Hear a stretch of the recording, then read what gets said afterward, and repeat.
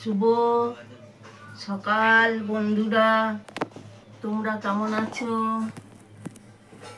আমি ভালো আছি। এই এক কাপ চা আর এই একটা রুটি খেয়ে কাজে বার হব।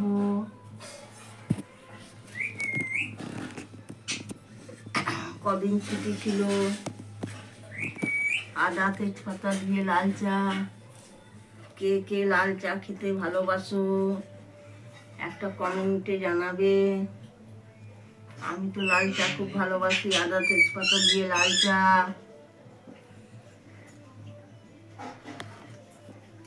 সকালবেলায় খুব ভালো হয়েছে চাটা। একটা লাইক কমেন্ট করে জানাবে। আমার কদিন সব দেওয়া হয় নাই, ছিলাম না, বাইরে গেছিলাম, সেটা তো বলেইছি আপনাদেরকে সবাইকে, কিন্তু আজকের থেকে দেবো।